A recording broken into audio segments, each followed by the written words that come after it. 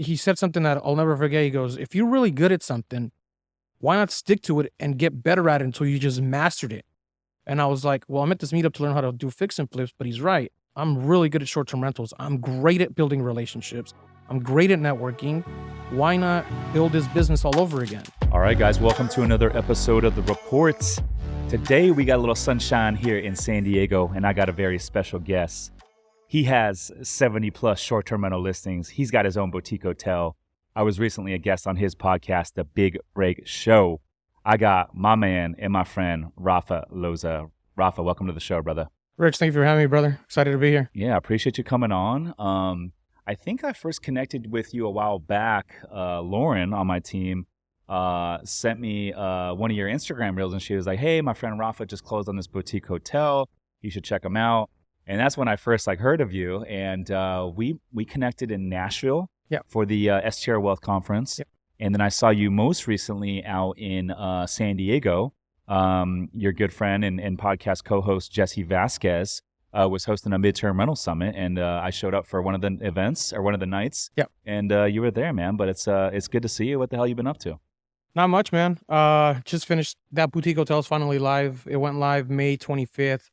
So now I'm just looking for the next project to get started on. Looking for something to keep me excited and keep me going. Mm-hmm. So tell me about this boutique hotel that you guys bought. You mentioned it just went live. Yep. When did you buy it, and what's kind of been the business plan? How's it been going? Yeah. So we picked it up December 22nd last year. Right before Christmas. Yeah, right before. Literally 2 days before. In Michigan, right? Which market? Petoskey, Michigan. Okay. So right on Lake Michigan, right across the street from it. Picked it up with two business partners of mine. So we split up the work 3 ways. I do operations. One of them did all the rehab, and then one did all of the documents and paperwork and raise the capital and stuff like that. So we kind of have our own routes here. But we all work together and do whatever's necessary together. It's not like, hey, I only do this, you do that. But yeah, we picked, he actually, funny story, he went, my business partner went and stayed there for a wedding because one of the hotels up the street was fully booked. Mm-hmm. So he stayed there, saw the guy there, some older dude walking around. He's like, hey, you own this place? He's like, yeah. He's like, you want to sell it? The guy's like, oh, we just fell out of escrow with someone else. So maybe. He's like, well, we'll buy it. He said yes. They ended up working out a deal. And it worked out great. How did you guys get the lending for that one? Just a regular, it's a 30-year loan on it. Okay. So, well, not 30-year, but bank regular financing? Bank financing. So we did half bank financing, and then we raised the capital for half of it. So we did 50 capital raise plus capex, and then half of it was from the bank. Gotcha. We got lucky, actually. Sorry. Yeah. What's you said you got lucky? Yeah. How come? Well, we went through 4 banks to get it closed. Wow. So the first bank fell off because it was a local bank. They fell off because SBA didn't want to do it. SBA backed off for some weird reason. I don't remember why. You initially tried to go SBA. Yeah, initially we tried to go SBA, correct. Dude, I tried to do that with our most recent deal that we just closed initially. And the SBA, after going down that rabbit hole and learning more about it, I don't know that I want to ever do an SBA moving forward. You know, it's funny you say that because I knew that they would lend for hospitality. I actually just found out that they'll rent for short-term rentals as long as you word it for hospitality, not short-term rentals. I have a buddy who just got a $45,000 SBA hospitality loan, and he put it into a single family here in San Diego, actually, and redid. Oh no, wait, this was in some different part, and so he used that funds to redo the entire patio and remodel the whole place, and SBA gave it to him, no problem, no hesitation, which is kind of crazy. Because I know another buddy of mine who he just tried to apply for one and they turned him down because it was a short-term rental. Interesting. So I don't know how it works, but never bought. They turned us down on the hotel, which sucked.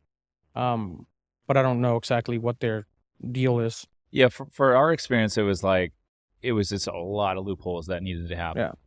A lot of different things. They want bank statements from all the investors, and it's I want to go to our investors and ask for that kind of stuff, And so, and then timeline wise, they tend to drag their feet. Yes, they take forever. And so we ended up pivoting. Once I realized, I was hey, this is starting to take forever. I was we just got to close this deal. So I decided to pivot. We got it wrapped up and closed with a private lender.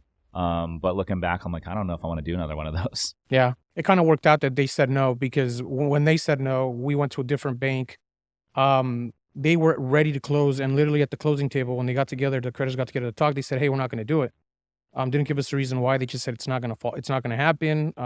Fell through. We had to get an extension, and then we ended up raising capital instead of doing the loan. And because we raised capital, the new bank happened to be a local, like the original lending bank, who came in and said, "Hey, we'll lend on it." And Did they have the seller's note on the property, that same bank? mhm, yeah, I think that's a good tip for listeners too. Like if you guys are ever like looking at boutique hotels anywhere or any commercial real estate, look at, the bank that financed the seller's note, but also look at some of the surrounding comparable properties in that market. If there's a local bank or credit union that financed, the apartment complex down the road or the boutique hotel down the road, there's a good chance that they will fund your deal because they're already used to the market. you know, I'm not. It's funny that you bring this up because I'm not very good at doing all of that lending side of things. I'm really good at operations and day-to-day stuff. Mhm. It's what drives me and keeps me happy, right? So the fact that I happen to have really good business partners, they went through hell dealing with all this. Like I only know because we talk about it, right? They kind of update me. But they told me they said something similar to it. The guy that was helping us get the loan originally went to the original bank and they had said no, right? So they turned it away. But because they happened to have like that original note from like 1960 something, I guess it ended up working out. But then, long story short, we ended up that bank ended up falling off. We ended up going with the fourth bank, and they closed on it. We ended up doing a syndication model, so we raised capital for it to do all of the extra work that needed to get done, and now here we are. How did you guys find the investors for this deal? Was it mostly friends and family? Where did you guys find them? Again, my business partner. So we literally reached out to our circle, because we did which was the one? It's 506C or 506B, the one where you got to do your circle only. Yeah, so 506B is where you can bring in non-accredited investors, That's the one. up to 35, but you cannot solicit and market Yes. your deal. 506C is accredited only, but you can market all you want. Okay, cool. Yeah, so no, it was the first one. And so just our network, dude. People in our network, people in our families. Again, one of my business partners, Austin, he has a really extensive real estate network. His family's been in real estate forever. His dad's a big time developer, so he reached out to everybody. We did a PowerPoint presentation, blasted it out to the people in our circle, and it ended up raising the capital that way. Nice. Friends and family, literally. Yeah, I love that. I love that. So what's the business plan with this property, and was it underperforming when you guys picked it up? Yeah, dude. It was mom and pop owned. It's funny. They had the super underperforming. They ran it as a mom and pop. They lived on site. They would meet the people there. They had a one-time full-time cleaner, and it was more of like this spot was the spot when you're driving by and you have nowhere to stay and you see the sign that says vacancy, you pull over and go, cool, hopefully they have something available. That's literally what it was. It was under the actual market rents that we're getting now, probably 20-30% under. They weren't getting the type of vacancy we're getting now. Right now we're at like 96% occupied, and which kind of tells me we're underpriced, really, right? But it was the place hadn't been touched since 1965, so it's got yellow paint, eggshell wall paint colors, old school like makeshift mattresses and beds. It was just old, really old. How many units? The original block was 15, and then it had a little cabin on the side. It has a 3-bedroom house with a studio. And so this is how bad it was that the cabin they didn't even rent out. They had it blocked off in case family members would come visit. And they would have the studio renting at a 30-day at a time, or in case family members would come visit. So we saw that as an opportunity. When they moved out, we converted that to the 3-bedroom house to a full-time short-term rental. The studio is a full-time short-term rental, and then the cabin as our like premier suite with the overlooking the view of the water. So all of that added just a ton of revenue.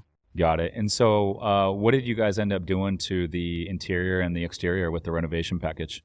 We redid all of the bathrooms, so they all got gutted out. Initially, we were going to put inserts, but because they have these like weird, I guess out there you have like these floor heaters, the panel heaters, that run from the furnace in the main office. We couldn't do that because we'd have to gut the entire place out. So we ended up doing standing showers, redid the entire shower. We did all the vanities, everything was brand new. Painted all the walls, hired a professional designer, redid all the flooring. They had carpets from like 1940. It was old, man. It was like super old school. Well, it was cute. Don't get me wrong. It had like its old school feel, but like it's like more of like my grandma's place. And so We gutted it all completely from the bathrooms in. No, not to the studs or anything like that, but new paint. Designer came in, did all the wallpaper. We got all new, everything brand new inside, furniture, vanities, and then the exterior. We had to redo the courtyard area was falling apart, so we redid that, repaved it all. We put some jacuzzis out. We put 3 jacuzzis. We redid the cabin completely. That one got completely rehabbed. And then the 3-bedroom house, just flooring and stuff like that. Cosmetics, nothing crazy. But the exterior, we can't do it yet. We have to wait, but we're redoing the pillars because they're kind of starting to fall apart. Redoing the steps. They're rotted apart. So we had to do that one. We're working. That's the next step before we're 100% ready to go. Ballpark, what are you guys putting into the renovation in terms of costs? If you are a busy professional and don't have time to invest in real estate but still want to participate in the passive income and tax benefits, my team, Summers Capital, is buying a lot of boutique hotels right now. We source the deals, we renovate the properties, and we even do all the day-to-day management, making it truly hands-off for our investors. If you want to learn more to see if we can help you, go to summerscapital.com/invest to book a call with our team. Again, that's summerscapital.com/invest. Now back to the show. Just the renovation alone was about 130, I believe. That's not bad. Yeah. And then all new furnishing as well? Yeah. Total, we ended up doing, I think, about 210. Okay. Yeah. And did you guys end up rebranding, like renaming the hotel as well? No. So the game plan is go live right now, work out all the kinks in terms of the actual building itself, and then the operational kinks, and then getting to know the market. So the 3 things that we really want to understand. Because you can do as much research as you possibly can, but then when you go into the market, you don't really know how it's going to perform until you're there, right? For example, I was telling you earlier, the pricing strategy. We had a really good set pricing strategy. And then out of nowhere, we got about 40 reservations at once. And so it filled up a bunch of weekends. Instantly, that tells me, hey, you're underpriced, right? So now we know that we save that data going forward. Now we know that, hey, at this time, next year, we're not going to be at this rate. We're going to be at this rate. And so now we know the market a little bit better. And then we get to actually have people come in, and we know the type of customers we're going to be receiving. So for example, right now, we're getting the older crowd that comes into that little town. So we get complaints that you're like, what are you complaining about? But then we understand, hey, our customer type here are the elder people who want to come and see this beautiful sunset. We have one of the best sunsets, by the way. And so now we know the type of complaints we're getting, so we can work to fix those issues so that they don't complain going forward. And so anyway, going back to your question, the strategy is get to know all of that, work out all the kinks, save some revenue, save some money. And then in 1 year from now, from May 25th to next year, so around early May next year, we're going to rebrand it. We're going to take that old sign down with our brand new name. It's going to have something along the lines of like the Petoskey Sunset Bay or something like that. Because we want to incorporate the sunset view. Because man, I'm telling you, like the sunsets are phenomenal, like amazing. Better than we get here in Southern California.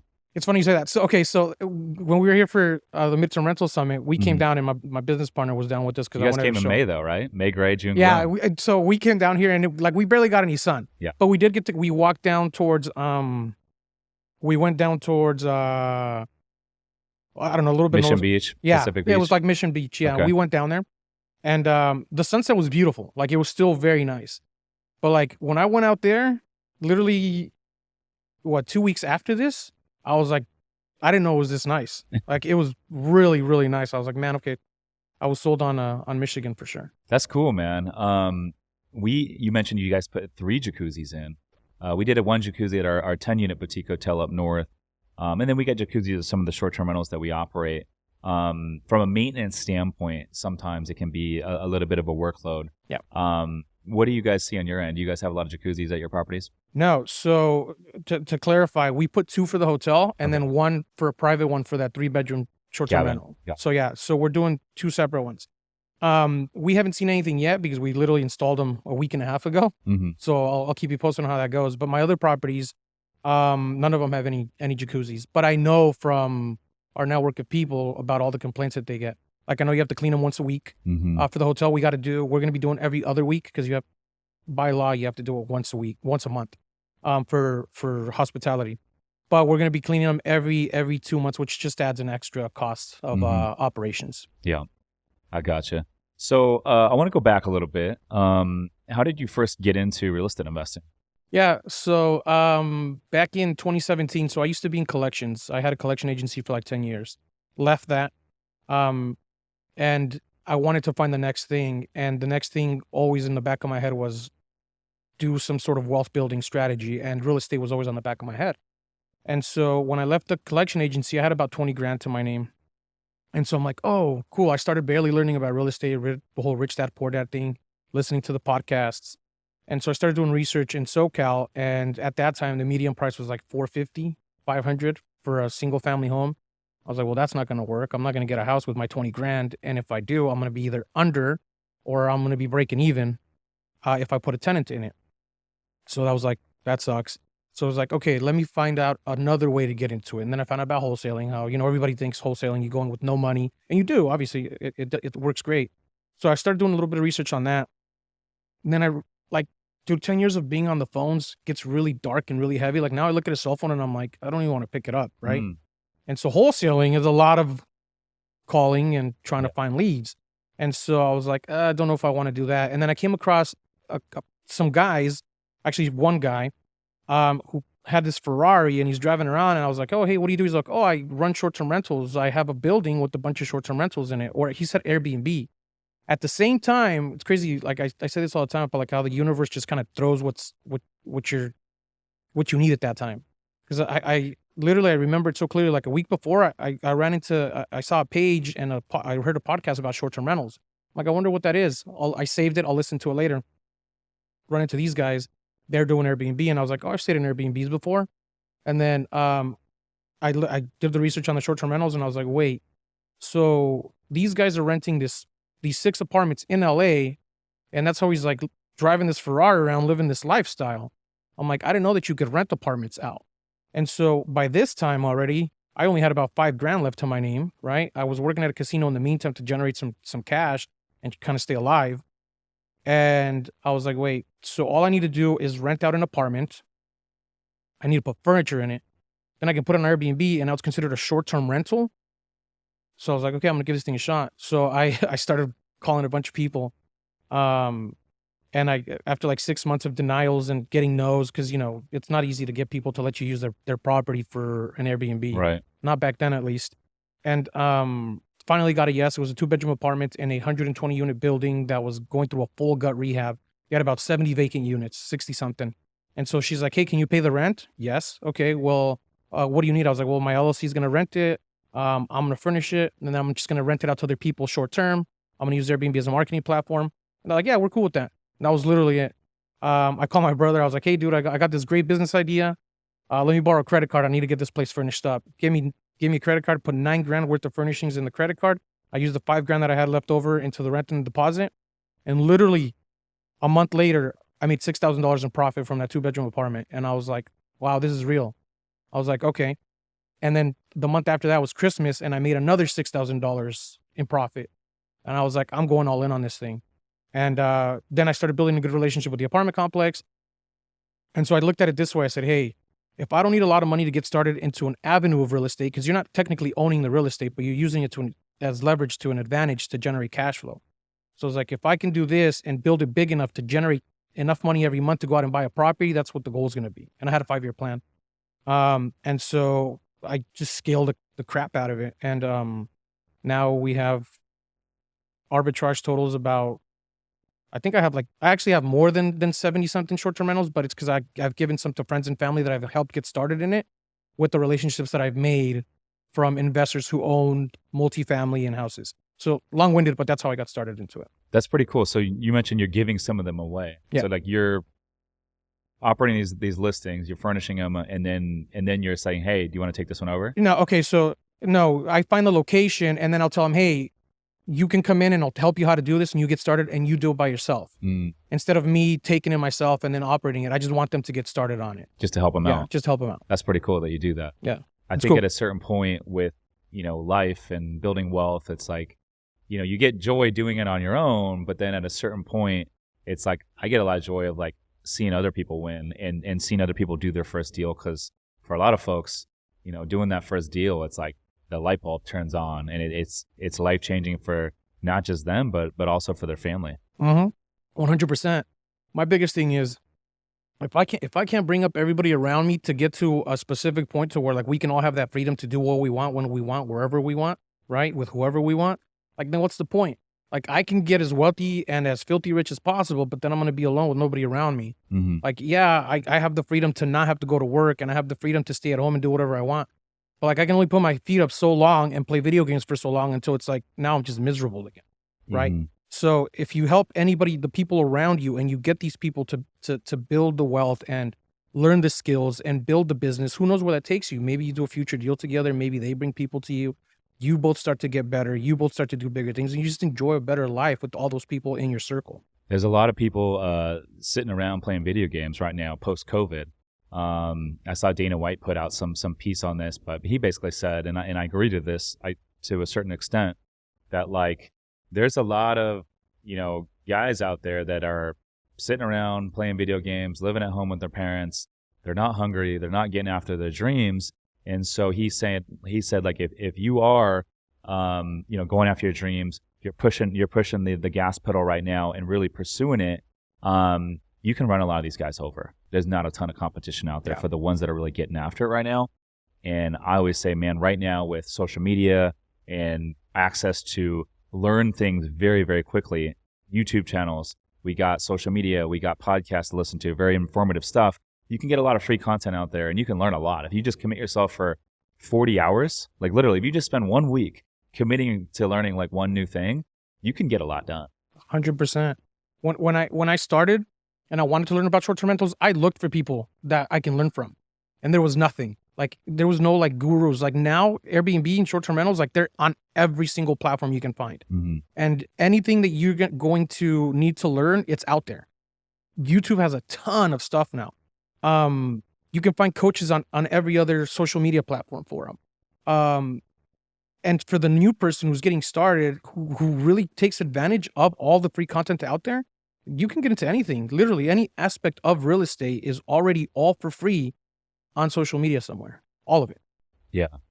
It's it really is a beautiful time that we live in to learn anything new right now. I mean, shoot, you were doing collections before this. I was an air traffic controller for the FAA before this.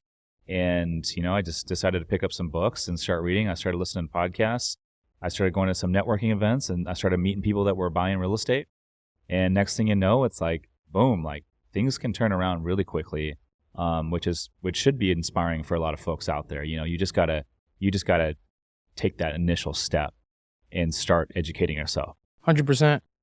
When you put your head down and you start going, it literally leads from one thing to the other to the other. Next thing you know, you look up and you've built this entire thing of like, wow, I can't believe that happened. And all it is put your head down, do the work, study, implement, take actions. That's it. That's all it takes. Mm-hmm. So you got your wife, Lorena, sitting over here. She's watching the recording as we speak. And Lorena is in your operations. Tell me a little bit about your team, because you got 70 plus short-term rental listings. And I know, that's a lot. That's potentially on a Sunday, you got 70 guests checking out and 70 guests checking in. And so I know from experience, that's not an easy operation to run. Tell me a little bit about your team and how you operate. Yep. So Lorena, she does my boots on the ground here in California and Orange County. Any market that I go into, I got to build boots on the ground and cleaning, and then a maintenance person. Like, that's the biggest thing. Usually my boots on the ground ends up doubling as either a cleaner or my maintenance person. But virtually, my entire guest communications and my guest experience team is all virtual. We got virtual assistants from the Philippines that cover the clock round. We used to have every 8 hours, so we'd cover all 24 hours. Now we have from 6 a.m. all the way till 1 a.m. And then we just have a little dead spot at night, because we found that there's no need to have somebody sitting there doing nothing, because nobody bothers you at night. Unless it's a major emergency, and at that point, in the Philippines, they can't do anything about it anyway, and I'm probably sleeping, and my boots on the ground's probably sleeping also, so it's not going to get solved. But we've implemented systems for that not to happen. But anyway, so I have 6 virtual assistants that handle all of my guest communications, some of my social media, a video editor, and then all my outreach. And then we have... When you say outreach, what do you mean? Like outreach to certain investors, certain clients, when we look for certain properties, email marketing, all of that stuff. Got it. And then outreach on social media as well. So like, hey, if we, for example, my Night and Rain page, they'll reach out to anybody who inquires or people that are asking, hey, what about this place? They'll be the ones that call, hey, we have these rooms available, things like that. We don't actually go and do outreach for like deals, just because I haven't built that part of the business yet. Maybe I will at some point, but we were so heavily focused on arbitrage that I didn't want to keep growing arbitrage. Arbitrage was a means to an end. And now we're to a point where I'm like, okay, I'm very happy where it's at. Let's let that sit. Let's make it good. Now let's continue to the next step. And then the next person on the team is our cleaners. So we have, I think, a total of like 8 or 9 cleaners. On some weekends, we have way more. We've had up to 18 at one point, but we found that they can handle certain cleanings at certain times. And then we have operations. I think that's it. It's very simple, straightforward. Pretty much everything gets handled. Anything virtual that can get done online gets done by my virtual assistants. My job now is basically to make sure everybody's doing their job correctly, oversee it, and grow the business, rather than doing the day-to-day. Like, I don't, like, if you were to ask me how many checkouts we have right now, I have no idea. I'd be like, hey, can you check what's available on our calendar? Like, I get people all the time, they're like, hey, Rafa, do you have availability? And I'm like, I just literally send a text message. Can you respond to this? Because I have no idea. Yeah. So it's gone to that point. And then one of my VAs became one of my like manager operations VAs. So she handles all of my other VAs now too. And she outsources VAs for other people who need them sometimes as well. Who does the pricing strategy for you? Hey guys, real quick, the only way this podcast grows is if you guys share it and review the show. So if you do find value, if you could take 2 seconds and drop a 5-star on Spotify or Apple Podcasts, it would mean the world to me. But more importantly, it will help us reach new audiences and help more people build wealth through real estate investing. So I literally just outsourced that to one of my VAs and to her, 2 weeks ago? Yeah. So I was doing it. That was the one thing that I was doing with that. It's important. Yes. I didn't want to relinquish control until I was certain that I knew how to set the parameters. Because in order to give away that control to someone and for them to be able to do it the way that you want it to get done, they have to understand a certain market. They have to understand your clientele. They have to understand how your property is, the type of property you have. There's a lot of little factors that someone on the other side of the world doesn't know because they're not here. So if I were to delegate that work to someone else, I'd have to put really like strict parameters. For example, okay, if it's empty today, you have permission to execute a 20% discount from 2 days from today. Like, that's something that can get outsourced that I don't have to deal with.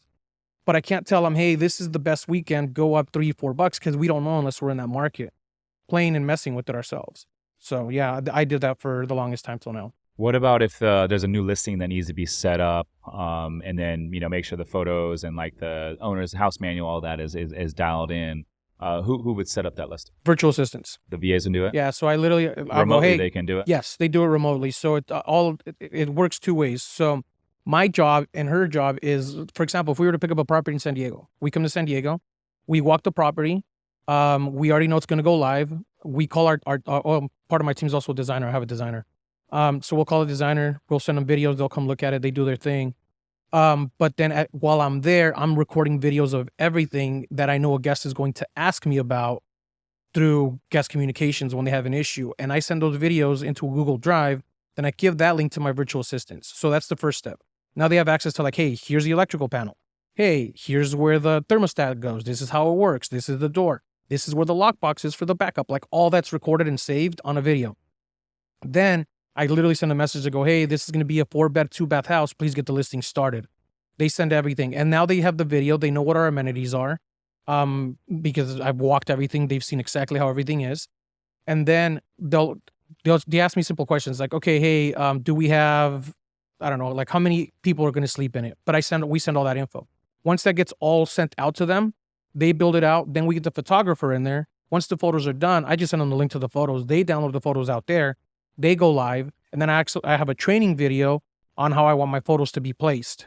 Once that's done, before they hit live, either her or me will give it a last review. I go, okay, I like it. Or we just make the last tweaks. Or I'll tell them, hey, this looks terrible. Like, you know what you're doing, do it again. Or I'll give them an example. Hey, this is going to be next door to that one. So there's similar properties. Just copy that one, give it a different title. Let me know when it's ready. That's it. And then we go live. I love that. Yeah. So I know you're in some masterminds and you're a big fan of getting around groups and getting around the folks that are, doing what you want to do, and maybe getting around folks that are above you in terms of, whatever their perspective thing is. Tell me a little bit about the groups that you're involved with. Yeah. So I'm in a commercial real estate mastermind. That's the one of the ones that I've been in that I enjoy probably the most. My biggest thing is I will always want to be like, cliche as it sounds, everybody knows it, but the dumbest person in the room. I want to go in and listen to a conversation that I don't understand. If I don't understand it, I'm in the right place. If I go into a room and I'm the one getting hounded with questions and I'm the one answering everything, I'm not in the right place. That's the best way to look at it. So the masterminds I'm in, they're paid masterminds, because when you go into paid masterminds, other people are paying to be in that mastermind. Therefore, you get some sort of value from those masterminds because people know that there's a cost to be there. Therefore, they either got to add value to other people to get value back, or it's just a different mindset at this point. They know that, hey, if I want to be around other successful people, it's not going to be free. I have to pay to be there. That's kind of the thinking behind it. And so I initially joined a commercial mastermind. I used to be in a short-term rental mastermind. I left it because I don't want to say I became an expert at it, but I just know all aspects of short-term rentals now well enough to where like now I'm the one being hounded with the questions. Mm-hmm. So I was like, okay, well, the next step is I want to actually learn how to buy the properties and be the guy who does the CEO of the company who builds and grows. And in order to do so, I got to be the one who finds the deals, puts the deals together until I can delegate some of that work out, right? So what do? I got to join a bigger group. Well, those groups aren't free. You're not going to learn that at a meetup, right? Meetups are great for networking and relationships. Masterminds are great for networking and meeting people and doing deals together and learning from other people together. You might get lucky and find someone who's willing to coach you and train you at a meetup. Maybe, right? If they like you, you guys vibe, you guys get together, you guys hit it off. That person's really well experienced. They take you under their wing. Cool. But odds are it's very difficult to find. So the masterminds, that's where that comes in. You meet up once a month in person. You also meet up once a week on Zoom if you want. Not a lot of people go to those. But when you meet up, it's when you make the real connections. Like we were talking about it earlier, the reason why you have a live podcast to make good connections person to person. Mm-hmm. Well, these mastermind meetups, when you meet up, you're meeting with 200-300 other successful, very wealthy, very well-off individuals that are doing what you want to do. So it just puts you in that realm. Aside from that, I used to be in a business mastermind. I'm not in it no longer. And then I might join your mastermind. So yeah, still looking at it.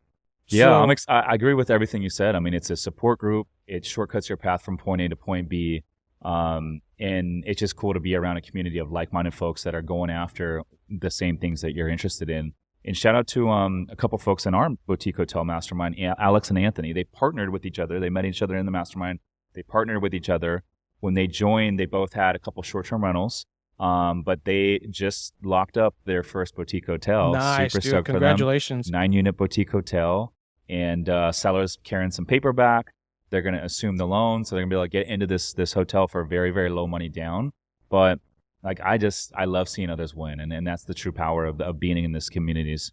Well, to give you guys all perspective and to the listeners as well and the viewers, the boutique hotel I got now, I became a partner on it with people that I met at that commercial mastermind. And now we're really good friends. We travel together. We talk on the daily. And now we're looking for more deals together, right? I never would have met them, and I never would have had that opportunity to be in this deal had I not been in that mastermind, right? We got together. It's funny. I'll tell you the story about it. We met up at a meetup in Denver last year. People are like, what do you do? So I tell them I do short-term rentals. They're like, oh, how many hours? Like people are like, oh, you're probably working all the time. But then they get thrown off when I go, well, I only work on this thing like 2-3 hours a week because the whole business is automated. And they're like, oh, okay. And then they start hounding you with questions. So then you answer the questions and now they're like, oh man, this guy really knows what he's talking about. Cool. That sticks in the back of their mind, right? Same thing happened with my business partners. We met at this meetup. They came out to me like, hey, what do you do? I was like, oh, I do short-term rentals. Oh, cool. How many hours a week do you work on? I'm like, oh, like 2-3. And they're like, what? We work, like we have 2, we're constantly on them. We have my real estate team. We're constantly working on it. I was like, you got to delegate all this stuff. Like get people in place. Mm-hmm. They really liked that about me. And then we had a conversation for about an hour, had a couple drinks together. That was the end of it. Like 2 months later, they called me like, hey, we got a boutique hotel deal. What do you think? You want to partner up? Absolutely. And where did that come from? We vibed. We hit it off. They liked my expertise in a certain aspect that they weren't perfect at, right? I love their expertise because I'm not perfect on their aspect. Had we not been in that group together, that deal never would have happened. Yeah. Ever. And now here we are looking for the next one. Dude, that's powerful, and I couldn't agree with you more. I mean, I think if you're trying to get into anything, whether it's a new thing or if you're trying to just take it to the next level, I think you can go do it on your own, right? Like I pay to be in 3 different masterminds. We have our own. I have a business coach, and it's like, yeah, you can go do things on your own. You can make all the mistakes and do it that way, but that's going to be the longest path to figure it out. And I know life is short. Yeah. Like for me, I got 478 months left till average life expectancy age. So when I wake up every day and I think, whoa, I got 478 months left. It's like, well, why do I want to go slow? Yeah. You know, money likes speed. I love that. I used to have on my phone an app that gave me the hours left in my life to the life expectancy. I don't have it anymore, but I thought about doing it again. Is there like an app that does that? Yeah, there's an app that does that. And there's also, you can buy it's an actual clock that has a countdown. I actually have it. I just haven't set it up.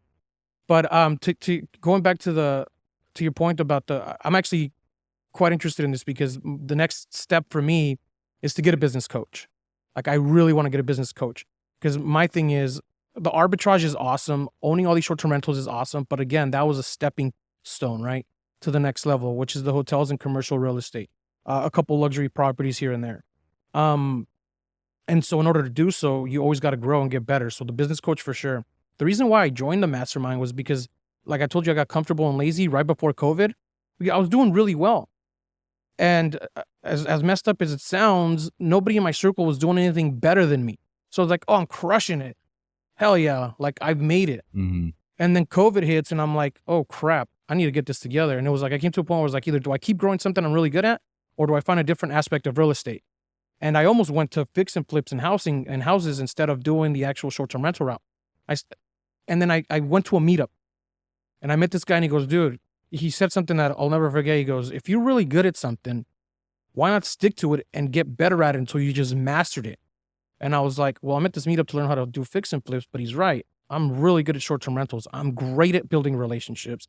I'm great at networking. Why not build this business all over again? Sure enough, dude. It's been 2 years and we have this 70-something short-term rentals, right? So I got really good at it. That's why I joined the mastermind because I was like, wait a second. I'm very comfortable. I'm being lazy. Nobody around me is doing anything better than what I'm doing right now. I need to be around people that I'm like I just met a guy. I'm rambling on about this, but it's like, it gives me chills thinking about it. I met this guy at this mastermind. We were just in Chicago 2 weeks ago, something like that, 2 weeks ago. And super cool dude goes to me. He's like, hey man, pleasure to meet you. I'm going to be out in Newport. I was like, oh cool. No idea who he was. We had a good conversation for about 10 minutes. Super humble, really chill guy. And then my buddy goes to me. He's like, oh, I want to introduce you to him. This guy's like crushes at real estate. I go, he does? Oh, cool. I'm thinking everybody here does, right? I make friends with him, add him on social media. I start stalking him a little bit. Dude owns like 180 million in real estate, bunch of triple net lease stuff. He's coming to Newport to spend 6 months out here. He's looking for like a beach house that he's, without a second thought, he's like, hey, I'm looking for a beach house. I need to spend a certain amount of money. I'm thinking like, holy crap. And I was like, dude, this is what I'm talking about. I never in a million years would have thought that something like this is possible. I was like, I need to be around these people that are like owning hundreds of millions of dollars in real estate. Because now my mindset has gone from like, oh, cool, you're making 10 grand a month, 20 grand a month. Nah, dude, let's get to 100 grand a month. Then let's make that 100 grand a week, right? Let's get to 100 million in real estate. Now let's get to 200 million in real estate. And nobody thinks about that unless you're around people that are doing it. And being around these groups and these masterminds, that's how you get to that. Does that make sense? 100%, dude. I can totally resonate with that. It's like, if you're stuck with that initial circle, like you said, hey, I thought I was doing really well until I met this circle. Yeah. And then you realize, well, there's different levels to it. And then you get to the next level and you're like, oh, there's a whole nother level. And, I'm constantly, like, I always study like a small group of entrepreneurial real estate investor folks that are above me. And those people that I study are constantly changing. Because they say you should model after someone that's not 10 steps ahead of you, but just 1 or 2 steps ahead of you because you can relate to them. Yeah. Right. And so I think when you get to that next step, it's important to, regroup, gather yourself and figure out, okay, well, what's the next level here and how are we going to get there? Yeah. I love that. Well, brother, I appreciate you coming on the show, man. It's a pleasure chatting with you as always. And, I'm a big fan of what you guys are doing, and I'm excited to see what this next deal is that you guys acquire here. Appreciate it, man. Thank you for having me. This was great. Yeah, likewise. Listeners, thanks for tuning in. We'll see you in the next one. Peace.